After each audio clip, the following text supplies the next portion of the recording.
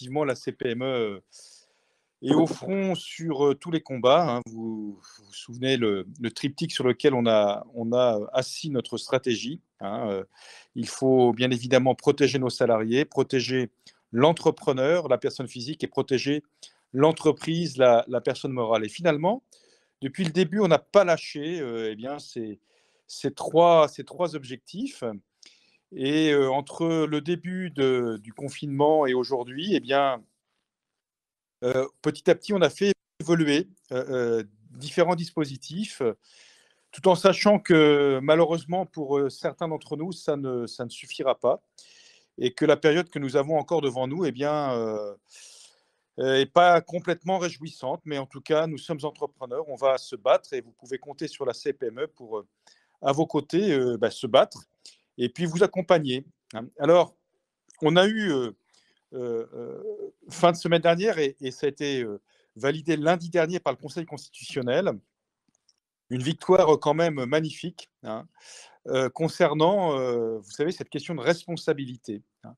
Dès le départ, la CPME, et d'ailleurs même avant cette histoire de coronavirus, hein, a tout le temps affirmé qu'il y avait un sujet autour de la responsabilité des chefs d'entreprise, parce que vous ne le savez pas, mais je ne voudrais pas vous empêcher de mal dormir, mais quand on s'installe chef d'entreprise et qu'on a des salariés, on a potentiellement plus de 61 incriminations pénales possibles, hein. Et parmi celles-ci, il y en a une qui est très lourde, c'est tout ce qui touche la santé, la sécurité de nos salariés. Alors, lorsqu'il s'agit d'un risque professionnel, bah, ça nous parle, on peut l'anticiper, on le comprend, on peut le maîtriser. Mais lorsqu'il s'agit d'un risque sanitaire, eh bien, force est de constater que quelque part, ça nous échappe. Et quand bien même, on peut mettre en place toutes les mesures sanitaires en place, ces fameuses mesures barrières, à travers des guides de bonne pratique qu'on a construits aussi avec l'exécutif, eh bien, on ne peut pas être sûr à 100% qu'un de nos salariés, et peut-être même un de nos clients, ne puisse attraper le Covid-19. Alors, bien évidemment, il sera toujours compliqué de prouver que ça vient du lieu de travail. Mais en attendant, vous avez le droit du travail, et à côté, vous avez le droit pénal, qui lui, eh bien, n'est pas très stable sur cette affaire, et pouvait, en cas de dépôt de plainte d'un de nos salariés, eh bien, mettre dans une position très inconfortable son patron, et même parfois les cadres, qui peuvent être dans l'entreprise délégataires de cette responsabilité. Il fallait donc, pour qu'on puisse travailler en confiance, avoir un cadre légal qui soit clair et qui dise que s'il n'y a pas de faute intentionnelle, eh bien, ça sera très compliqué de condamner au pénal le chef d'entreprise. Eh bien, on a eu cette victoire. La CPME a été au centre du débat entre, d'un côté, le Sénat, et là, vous avez quelqu'un de votre région qui a été très actif et très proactif, et qui nous a beaucoup aidés, et avec qui j'étais constamment en contact, c'est Bruno Retailleau. Et puis l'exécutif, avec le Premier ministre, avec qui j'ai eu de nombreux échanges ces 15 derniers jours sur cette question, hein, pour eh bien, faire comprendre que oui, ce sujet était important, hein. Et un compromis a finalement été trouvé et a été validé par le Conseil constitutionnel le lundi soir. Donc, franchement, c'est une belle victoire, et c'est une victoire de nous tous. Parce que dans cette affaire, les territoires ont aussi joué leur jeu auprès de leurs parlementaires respectifs. Et quand j'étais auditionné dans différentes commissions parlementaires et que j'abordais ce sujet, eh bien souvent était fait allusion à vous, les territoires, qui disaient, ben oui, on a été sensibilisés, saisis de cette question par vos adhérents, et effectivement, il faut qu'on regarde cette question-là. Je peux vous dire aussi qu'au départ, la CPME était bien seule dans ce combat, très sincèrement, hein. C'est-à-dire qu'au niveau de l'Interpro, le MEDEF ne voyait pas trop le sujet, hein. Et donc, il a fallu qu'on secoue le cocotier très fort pour petit à petit ramener tout le monde patronal derrière notre étendard. Et aujourd'hui, on peut tous eh bien, être très satisfaits que l'ensemble des chefs d'entreprise, qu'ils soient d'ailleurs adhérents ou pas de la CPME, peu importe, mais aujourd'hui vont pouvoir eh bien, travailler avec leurs salariés dans un cadre juridique qui est beaucoup plus protecteur que ce qui était le cas jusqu'à maintenant. Donc ça, c'est une super victoire, hein, voilà. Alors, sur le champ, on va dire, social et économique, On s'est battu aussi pour que le fonds de solidarité, eh bien, l'assiette de ce fonds de solidarité s'élargisse et évolue. Hein. Aujourd'hui, et c'était là aussi une de nos victoires, eh bien, le plafond a été déplafonné à 1 million d'euros pour les entreprises. On peut monter jusqu'à 2 millions d'euros pour accéder à ce fonds de solidarité et jusqu'à 20 salariés. Au départ, c'était limité à 10 salariés pour 1 million d'euros de chiffre d'affaires. Là aussi, maintenant, ça a été déplafonné. Hein. Et donc, pour de nombreux travailleurs indépendants, ils vont pouvoir maintenant accéder d'une façon plus large à ce fonds de solidarité, sachant que là aussi, l'enveloppe initiale pour le deuxième palier a été revue à la hausse et maintenant s'établit de 2 000 jusqu'à 5 000 euros. Et certaines régions, d'ailleurs, abondent encore au-delà de 5 000 euros, vont jusqu'à, pour certaines d'entre elles, 10 000 euros. Donc ça aussi, c'est une évolution tout à fait favorable et c'est un combat encore gagné par la CPME. On a, à travers nos mandataires aussi, ils sont précieux et je tiens publiquement à les remercier. Ce sont des chefs d'entreprise adhérents à la CPME qui sont pour certains mandataires au CPSTI, c'est la caisse de retraite complémentaire des indépendants, des travailleurs indépendants. Et grâce à notre présidence, c'est Sophie Dupré, une présidente CPME qui préside le CPSTI au niveau national, on a pu obtenir que l'ensemble des adhérents qui cotisent à cette caisse complémentaire retraite puissent avoir une aide directe plafonnée à 1 250 euros, mais qui a été versée d'une façon automatique, sans faire aucune demande, à la fin du mois d'avril. Ça concerne, mine de rien, 1 400 000 indépendants. Hein. Donc, c'est énorme.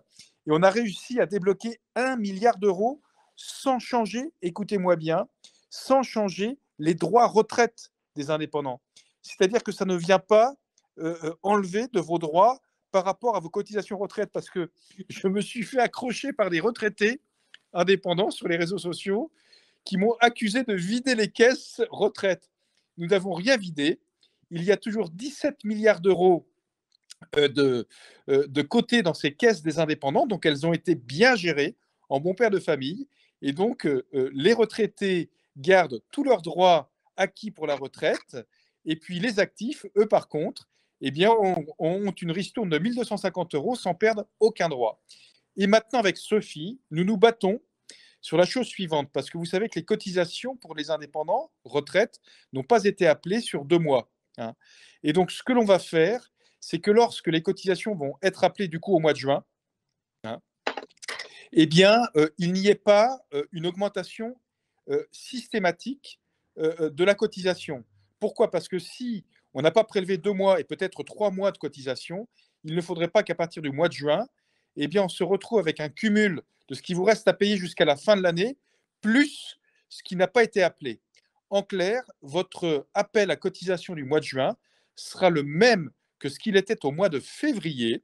Hein, et le calcul, si rattrapage il y a, se fera en 2021 sur les revenus de 2020.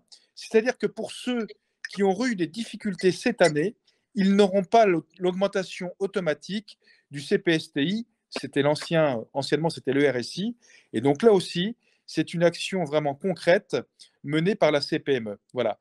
Sur d'autres champs aussi, il y a eu, grâce à un autre mandataire, Bernard Morvan, qui siège à l'Agirc-Arrco, qui était très moteur dans cette négociation, parce que là, l'Agirc-Arrco, vous savez, ce sont avec les partenaires sociaux, donc avec les syndicats de salariés, il y avait un énorme trou dans la raquette. Certains d'entre nous ne sont pas gérants des SARL majoritaires, mais ils sont mandataires de SAS, par exemple. Hein. Et à ce titre, ils n'accédaient pas à l'aide du CPSTI, ni, bien sûr, à l'UNEDIC, hein, et donc à l'assurance chômage. Hein. Donc, on a pu, grâce à Bernard Morvan, obtenir une aide qui est, elle, plafonnée à 1 500 euros. Hein. Par contre, là, il faut faire une démarche. C'est-à-dire qu'il faudra écrire à l'Agirc-Arrco pour bénéficier de cette aide. Ça ne fonctionne pas comme le CPSTI. On n'a pas la main entièrement comme le CPSTI où on est seul indépendant mandataire. Là, vous avez les partenaires sociaux.